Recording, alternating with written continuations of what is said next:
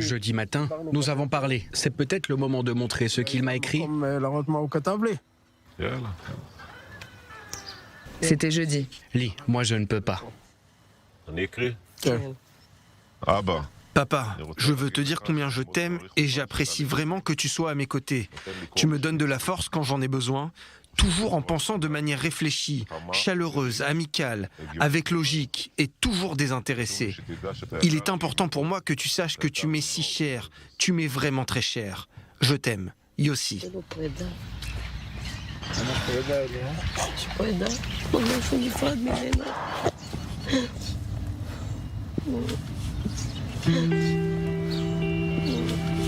Ce sont 3 des combattants d'élite les plus valeureux de l'unité secrète et si particulière des services de renseignement intérieur, du Shabak, qui sont venus rencontrer les parents de Yossi pour leur parler de leur fils qu'ils connaissent. Il avait une personnalité forte. Ceux qui le connaissaient se connectaient à lui en une seconde, du simple soldat arrivé dans l'unité la veille jusqu'au chef d'état-major de l'armée.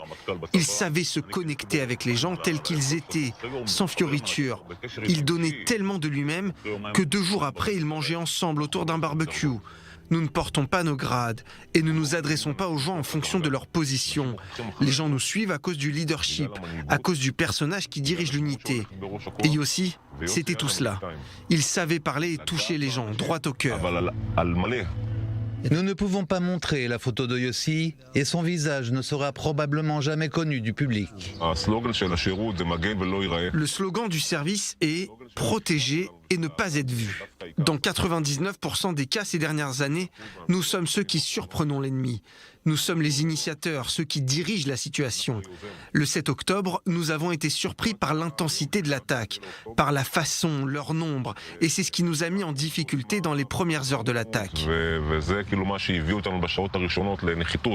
À bien des égards, Yossi et l'Emmanuel Moreno, le combattant héroïque du fameux commando des forces spéciales Sayeret Matkal, mais du Shabak. Même au sujet de sa bravoure et de tout ce qu'il a fait le 7 octobre, on ne peut pas tout raconter, seulement ce que la censure nous autorise de dévoiler. Il est 6h30 du matin, le 7 octobre, je reçois le premier appel téléphonique de Yossi.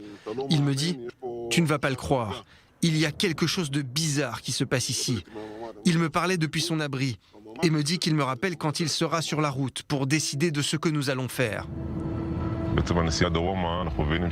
Alors que nous roulons vers le sud, nous nous rendons compte qu'un de nos combattants a été touché. Et Yossi, avec une autre petite équipe de combattants, donne l'assaut et entre avec sa voiture jusqu'aux terroristes sous un feu nourri.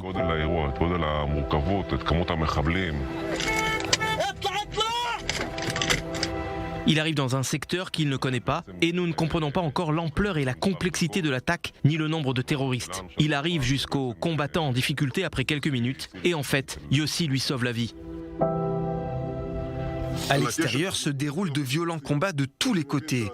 Et Yossi se rend compte que l'évacuation est bien gérée, sous contrôle, et que d'autres combattants pourront terminer l'évacuation des blessés vers l'hélicoptère. Il analyse la situation de façon parfaite et renforce les combattants présents sur le terrain. Yossi est un combattant vétéran, avec beaucoup d'expérience de combat. Il vient des commandos marins, Chayetet. Yossi était à un autre niveau que nous. Il a très souvent fait face aux terroristes, a participé à beaucoup d'assauts contre eux et avait énormément d'expérience. Dès le premier combat face aux hommes du Hamas, il a tout de suite saisi leur tactique de combat, il les écoutait parler entre eux sur leur talkie-walkie et de ce fait, il a compris comment ils s'étaient déployés. Un peu après, ils ont tué 2 terroristes dans une camionnette et identifié un autre groupe de plusieurs dizaines de terroristes, plus à l'intérieur des terres. Yossi a sauté dans une zone dégagée.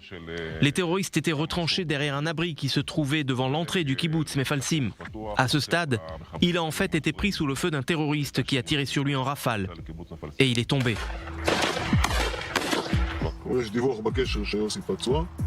Il y a un message radio selon lequel Yossi est blessé et le prochain appel que je reçois est du paramédic de notre unité. Je l'ai aussi. Et il me dit « Mec, je ne peux plus rien faire pour Yossi. C'est fini. »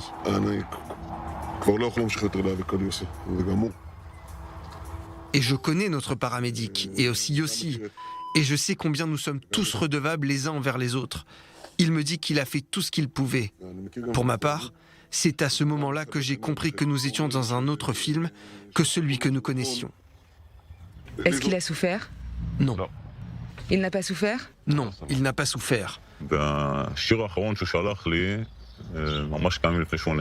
Le lendemain de sa mort, je n'arrivais pas bien à réaliser. J'essayais de ne pas y penser, de m'enlever ça de la tête. Des fois, la nuit, après un cauchemar, je me disais que ce n'était pas vrai. Mais après environ 4 jours, je me suis arrêté sur le bord de la route l'autre jour et je me suis dit que je ne pouvais plus réfuter cela et que je devais l'accepter. Je suis retourné voir le dernier WhatsApp qu'il m'avait envoyé avec une chanson qu'il aimait.